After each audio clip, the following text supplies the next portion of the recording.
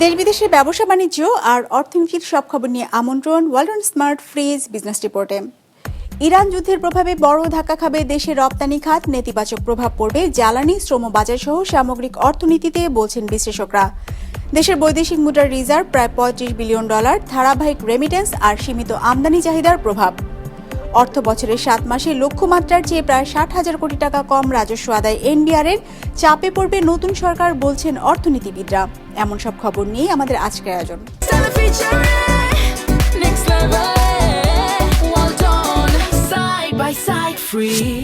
মধ্যপ্রাচ্যে যুদ্ধাবস্থার কারণে বাংলাদেশের রপ্তানিতে নেতিবাচক প্রভাব পড়বে আশঙ্কা ব্যবসায়ীদের।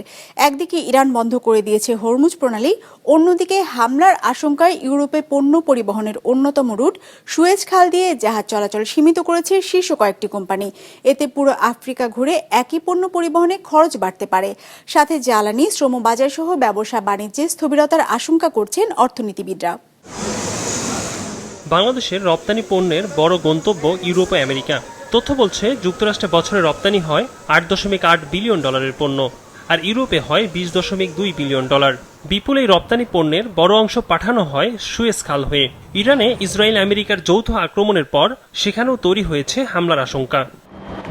তৈরি পোশাক ব্যবসায়ীরা বলছেন, সুয়েজ খাল দিয়ে পণ্য পরিবহন বন্ধ হলে বিকল্প হিসাবে আফ্রিকার উত্তমাশা অন্তরীপ হয়ে পণ্য পাঠাতে হবে।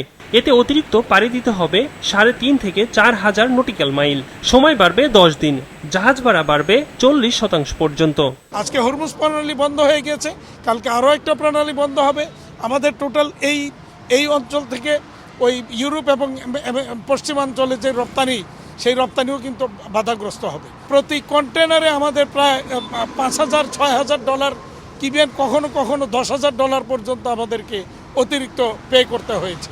এছাড়া হরমুজ প্রণালী কিছুদিন বন্ধ থাকলে সৌদি আরব, কাতার, আরব আমিরাত, কুয়েত, ওমান থেকে পরিশোধিত অপরিশোধিত পেট্রোলিয়াম পণ্য এবং এলএনজি পাওয়াই কঠিন হয়ে যাবে, বলছেন বিশেষজ্ঞরা। ইরান এবং ইসরায়েলের যে সংঘাতে যুক্তরাষ্ট্রের সরাসরি অংশগ্রহণ করার কারণে যে একটা গ্লোবাল ইকোনমিক শকের মতো একটা পরিস্থিতি তৈরি হতে যাচ্ছে, এই ক্ষেত্রে বাংলাদেশ সরকারকে মনে করি নতুন সরকার হিসাবে এই ধরনের পরিস্থিতি মোকাবেলা করার জন্য একটা ইমার্জেন্সি ইকোনমিক প্রোটোকল থাকা জরুরি। এই যুদ্ধ লাগা মানে কি তাহলে অন্য অন্য জিনিসের মানে তেলের, গ্যাসের, ওগুলো যদি দাম বাড়ে সেটা তো সরকারের, এখানে দাম না বাড়ানোর বিষয়টি সেটা পরের কথা, কিন্তু তেলের প্রাপ্যতা নিয়েও তো সমস্যা আছে। আবার যে তেল লাগছে সেটা তো আমার কিনে আনতে হবে, তো আমি কিনে আনার পয়সাটা পাবো কোথায়? আমার এখনই বকেয়া থাকছে, জ্বালানি দুর্ভিক্ষের শিকার হতে হবে। আমি জ্বালানি বুভুক্ষার শিকার ভয়রকম ভাবে হবো, আর জ্বালানি বুভুক্ষার শিকার হওয়া মানে অর্থনীতি ভয়ানক রকমের সংকটে পড়ে যাওয়া। বড় ধাক্কা লাগতে পারে দেশের রেমিটেন্স প্রবাহেও। যুদ্ধের প্রভাবে বন্ধ আছে বেশ কয়েকটি দেশের উড়োজাহাজ চলাচল। এতে বিপাকে পড়েছেন হাজারো প্রবাসী কর্মী।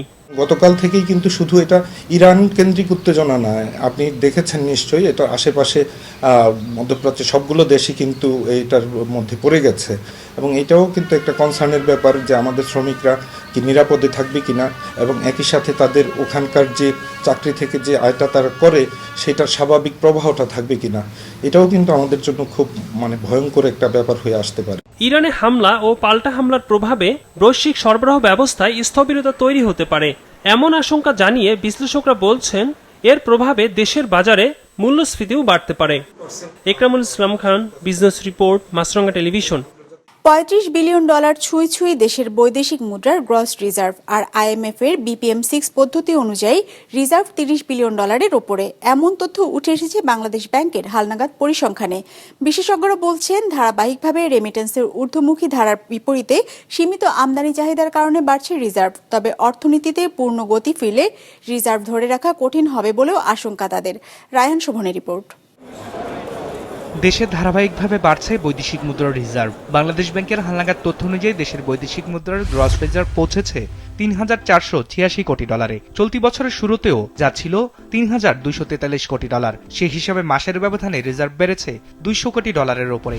IMF-এর BPM6 পদ্ধতি অনুযায়ী ধারে দেওয়া অর্থ বাদ দিয়ে দেশে বৈদেশিক মুদ্রার মজুদ আছে $3,010 কোটি, যা গেল মাসের তুলনায় $226 কোটি বেশি। আমাদের রেমিটেন্সে একটা ভালো প্রণোদনা দেওয়া হচ্ছে এবং ইলিগাল চ্যানেল দিয়ে আর আসছে না। এটার কারণে আমাদের রিজার্ভ বেড়েছে। পাশাপাশি আমদানিতে খুব সতর্কতা অবলম্বন করতে হচ্ছে, সে কারণেও বেড়েছে। দেশে বিনিয়োগকারী এখন বিনিয়োগ করছেন না। বিনিয়োগকারীরা যদি বিনিয়োগ করতেন তাহলে আমদানি চাহিদাটা বাড়তো বিভিন্নভাবে বিভিন্ন ক্ষেত্রে, তাহলে অর্থনীতিটা আপনার বেশি আপনার গতিশীল হতো। একটা গতিশীল অর্থনীতিতে কিন্তু আপনার এই ধরনের পরিস্থিতি বিরাজমান না থাকে না। কাজেই এটা আমাদের দেশে বর্তমান পরিপ্রেক্ষিতে রিজার্ভ বৃদ্ধির মূল কারণটা হচ্ছে কিন্তু অর্থনীতির গতিহীনতা। তথ্য বলছে চলতি অর্থ বছরের 7 মাসে মোট রপ্তানি আয় এসেছে $2,841 কোটি। একই সময় প্রবাসীরা দেশে পাঠিয়েছেন $1,953 কোটি। অর্থাৎ এই দুই খাত মিলিয়ে আয় এসেছে $4,794 কোটি। এছাড়া দেশের বিভিন্ন তফসিলি ব্যাংক থেকে একই সময় কেন্দ্রীয় ব্যাংক নিলামে কিনেছে $538 কোটি। বিপরীতে আমদানি বাবদ প্রতি মাসে গড়ে খরচ করতে হচ্ছে $550 থেকে $600 কোটি। আমদানি চাহিদা মেটানোর পরেও আমি কি রিজার্ভটা বাড়াতে পারছি কিনা, যদি পারি সেটাই আমাদের সফলতা হবে। কারণ আমরা একটা গতিশীল অর্থনীতি তৈরি করতে চাই। কারণ গতিহীন অর্থনীতি নিয়ে তো আপনি দেশের কোনো, আমরা এখন প্রবৃদ্ধি বলেন, কর্মসংস্থান বলেন, সব কিছুতেই আমরা এখন তলানিতে পড়ে আছি, কোনো বাড়ছে না, তাই না? কাজে এটা তো কাম্য নয়। এলডিসি গ্রাজুয়েশনের সময় আমরা অনেক সুবিধা থেকে আমরা কিন্তু হারাবো। সেই জায়গায় কিন্তু আমাদের কম্পিটিটিভনেসটা বাড়াতে হবে, ডাইভার্সিফাই করতে হবে। সেটা করলে আমাদের এক্সপোর্ট বাড়বে এবং আমাদের রিজার্ভের একটা সোর্সটা ঠিক থাকবে। বাংলাদেশ ব্যাংকের তথ্য অনুযায়ী অন্তর্বর্তী সরকার ক্ষমতা নেওয়ার সময় অর্থাৎ 2024-এর আগস্টে দেশের বৈদেশিক মুদ্রার রিজার্ভ ছিল $2,558 কোটি। রায়হান শোভন, বিজনেস রিপোর্ট, মাছরাঙ্গা টেলিভিশন।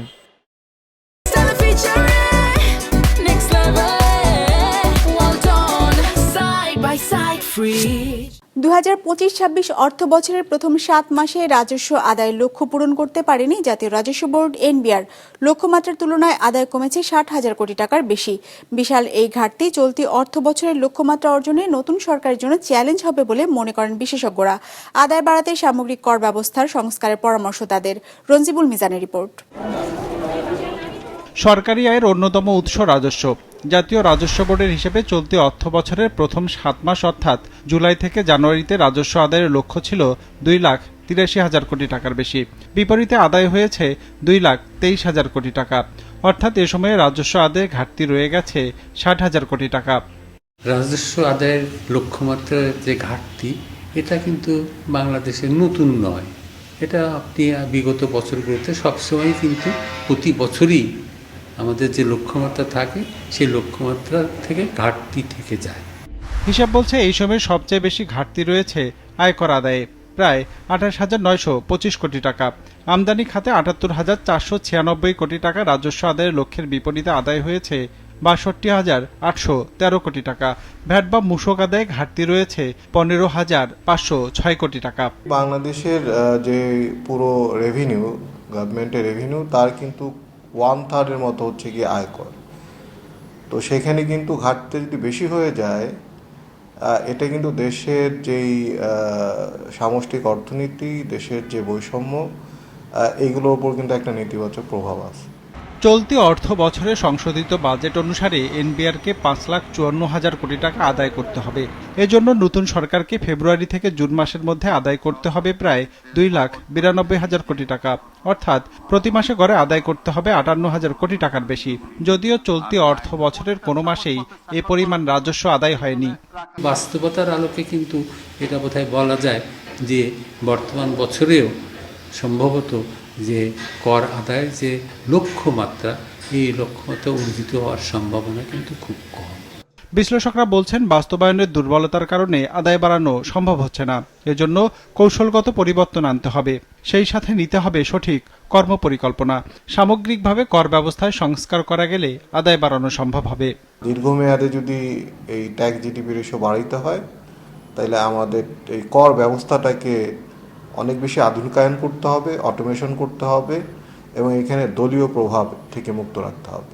অন্যান্য যে পরিবর্তনগুলো দরকার, এই পরিবর্তনগুলো যদি এই বর্তমান সরকার তারা শুরু করতে পারে, তাহলে কিন্তু কর ব্যবস্থা, কর আদায়ের গতিশীলতাটা ফিরে আসবে। তথ্য বলছে জানুয়ারি মাসে সর্বোচ্চ 37,033 কোটি টাকা রাজস্ব আদায় করেছে এনবিআর, আর এবছর সর্বনিম্ন আদায় হয়েছে আগস্ট মাসে 27,223 কোটি টাকা। বাকি মাসগুলোতে আদায় হয়েছে 27,000 থেকে 37,000 কোটি টাকা। রঞ্জিবুল মিজান, বিজনেস রিপোর্ট, মাছরাঙ্গা টেলিভিশন। বসন্তের শুরুতেই মুকুল এসেছে সাতক্ষীরার আমবাগানে, আর সেই মুকুল ধরে রাখতে গাছের পরিচর্যায় ব্যস্ত সময় পার করছেন কৃষকরা। এবছর জেলায় আমের বাজার 600 কোটি টাকা ছাড়িয়ে যাবে বলে আশা করছে কৃষি বিভাগ। সাতক্ষীরা জেলার রিপোর্টার মোস্তাফিজুর রহমান উজ্জ্বলের পাঠানো তথ্য ছবিতে ডেস্ক রিপোর্ট। কৃষি নির্ভর উপকূলীয় জেলা সাতক্ষীরার অন্যতম অর্থকরী ফসল আম।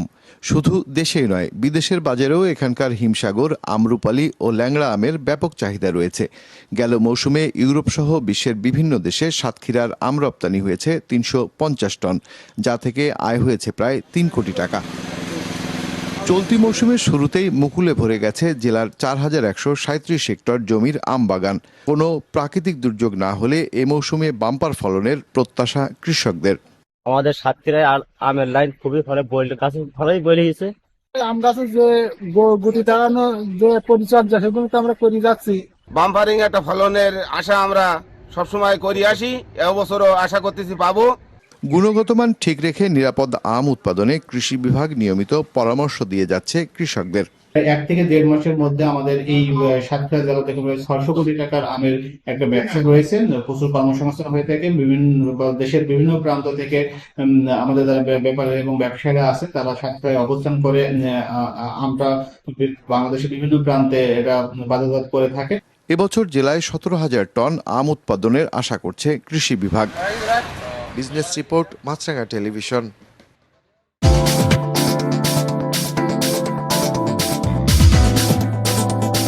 বড় দরপতনে শেষ হয়েছে ঢাকা স্টক এক্সচেঞ্জের সপ্তাহের প্রথম কার্যদিবসের লেনদেন। সার্বিক সূচক ডিএসসি এক্স 138 পয়েন্ট কমে দাঁড়িয়েছে 5,461-তে। বেচা কেনা হয়েছে 775 কোটি টাকার। লেনদেনে অংশ নেওয়া প্রতিষ্ঠানগুলোর মধ্যে দর বেড়েছে 30টির, কমেছে 353টির, আর অপরিবর্তিত আছে 6টির দর। এবার বাজার নিয়ে বিশ্লেষণ শুনবো ব্র্যাক ইপিএল স্টক ব্রোকারেজের। আজ ডিএসইএক্স ইন্ডেক্স ক্লোজ হয়েছে 5,461.71 পয়েন্টে, যা গত বৃহস্পতিবার থেকে 138.56 পয়েন্টস কম।